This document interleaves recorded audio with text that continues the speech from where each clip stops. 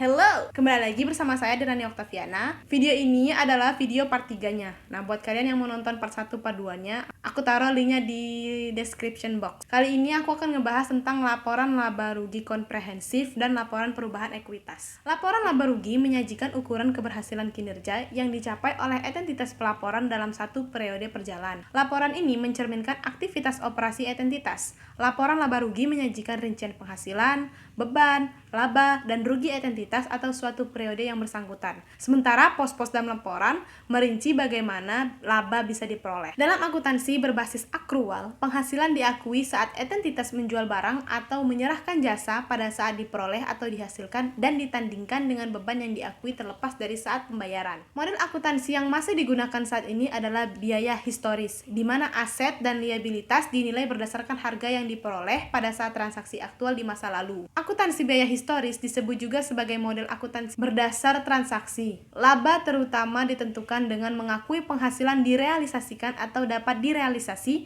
dan diperoleh selama periode dan mengaitkan beban dengan penghasilan yang diakui. Alternatif model biaya historis ini adalah akuntansi nilai wajar. Dengan model akuntansi nilai wajar, nilai aset dan liabilitas ditentukan oleh nilai wajar, biasanya harga pasar.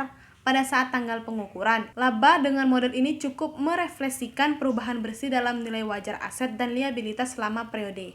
Sebagaimana dikemukakan sebelumnya, standar akuntansi keuangan Indonesia berbasis prinsip dan banyak menggunakan konsep fair value dalam penilaian aset dan liabilitas. Selanjutnya, laporan perubahan ekuitas atau modal. Laporan perubahan modal adalah laporan keuangan yang menyajikan informasi mengenai perubahan modal pada suatu perusahaan akibat kegiatan pokok operasi perusahaan pada suatu periode akuntansi tersebut. Laporan perubahan modal ini dapat juga diartikan sebagai suatu ikhtisar tentang perubahan jumlah modal yang terjadi selama periode tertentu. Laporan perubahan modal disusun setelah adanya neraca lajur atau kertas kerja dan laporan laba rugi karena sumber data laporan ini khususnya laba bersih atau rugi bersih berasal dari neraca dan laporan laba rugi. Laba bersih diperoleh perusahaan akan menambah akun modal atau sebaliknya. Apabila perusahaan mengalami rugi bersih, otomatis akan mengurangi akun modal. Laporan perubahan modal diperlukan untuk menggambarkan keadaan modal yang sebenarnya. Apa sih tujuan laporan perubahan modal?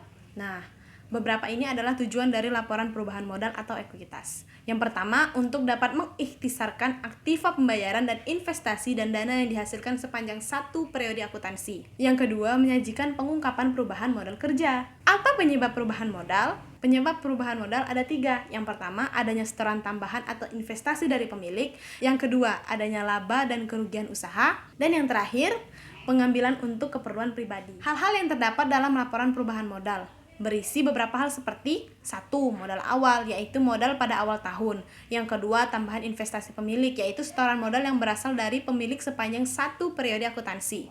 Yang ketiga, perolehan laba atau rugi, yaitu hasil laba bersih maupun rugi bersih perusahaan sepanjang satu periode akuntansi. Yang keempat, pengambilan pribadi atau PRIV, yaitu pengambilan uang untuk kepentingan pribadi oleh pemilik perusahaan sepanjang satu periode akuntansi.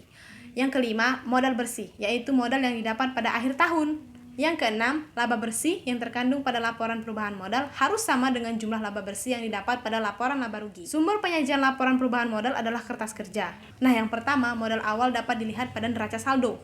Yang kedua, jika ada tambahan investasi, dapat diambil dari lajur penyesuaian setelah kredit. Yang ketiga, laba bersih bisa dilihat pada neraca lajur, kolom laba atau rugi sebelah debit. Yang keempat, data pengambilan pribadi dapat diambil dari neraca lajur kolom neraca sebelah debit. Yang kelima, rugi perusahaan bisa diambil dari lajur laba rugi sebelah kredit atau hasil dari perhitungan laba dan rugi. Sekian dari saya, semoga bermanfaat. Thank you.